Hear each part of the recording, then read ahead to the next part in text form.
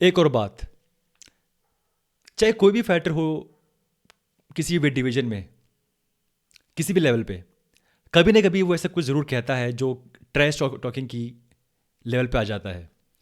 हमारे पास कुछ ऐसे हैं लोग जैसे कि Colby Covington, Conor McGregor, extreme level trash talking, बिल्कुल जाना आपकी फैमिली पे, कैरेक्टर पे, हिस्ट्री पे, एक्सट्रीम लेवल। फिर थोड़ा नीचे आते हैं आपका John Jones, Adesanya, medium level, और फिर बिल्कुल ही लो लेवल, जैसे कि इसको शायद अगर हम बोलें कि ये क्या वो रियली भी ट्रैश टॉकिंग है तो शायद पता नहीं, लेकिन जैसे कि हबीब हमजाद, I will smash your chicken. लेकिन एक ऐसे फाइटर भी हैं हमारे पास जिन्होंने शायद ही किसी के बारे में कुछ बुरा कहा होगा पूरे करियर में, चाहे वो रिंग के अंदर हो या रिंग के बाहर हो। और ऐसे फाइटर हैं Stephen Wonderboy Thompson, NMF, nicest M effer. हमारे पास बीएमएफ भी है और ये है एनएमएफ। अनऑफिशियली ये है नाइसेस्ट फाइटर यूएफसी रोस्टर में, और ये अब लड़ने वाले हैं वर्सेस जेफरी नील, जो कि एक बहुत ही टफ ओपोनेंट है। अब मैं यहाँ पे क्यों याद कर रहा हूँ इनको, क्योंकि इनका जो पूरा कैरियर था ये बड़ा इंटरेस्टिंग रहा है। ये इनको मिला stardom because of his 2 fight versus Tyron Woodley, 2 fight back to back with champion. पहली फाइट ड्रॉ हो गई थी, बहुत ही क्लोज फाइट थी, और जो दूसरी फाइट थी वो भी वैसी ही थी।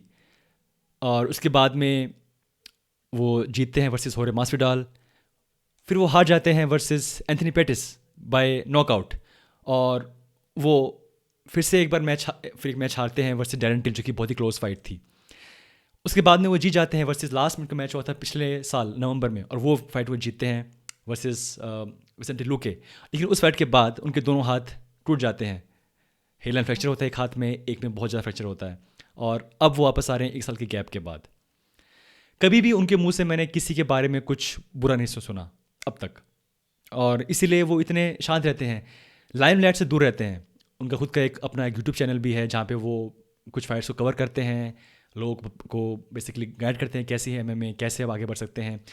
और ओवरऑल एक ऐसे फाइटर जो कि किसी भी फाइटर के लिए बहुत टफ है।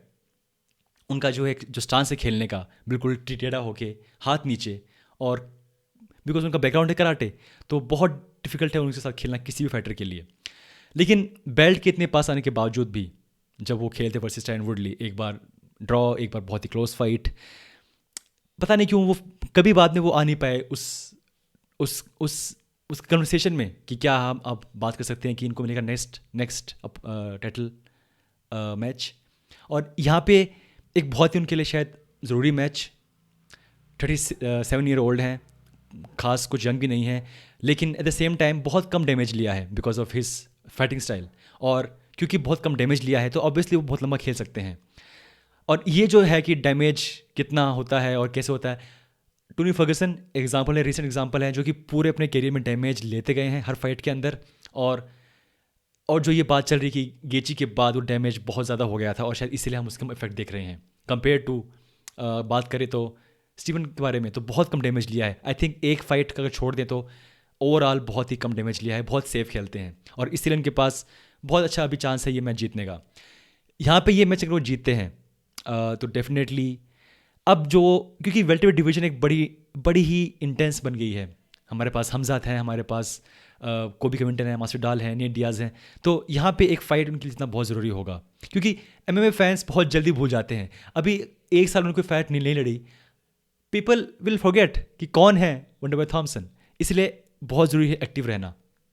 हम बात करेंगे आगे भी कि क्यों है ज़रूरी यूएफसी में एक्टिव रहना, जैसे कि केविन हॉलैंड 1 साल में 5 फाइट, डेविसन फिगरेडो 1 साल में 4 फाइट, फेमस, रिच। तो बहुत ज़रूरी है यूएफसी में एक्टिव रहना, और यहाँ पे उनके लिए ज़रूरी है ये फाइट जीतना और फिर से एक्टिव स्ट्रीक पे आना।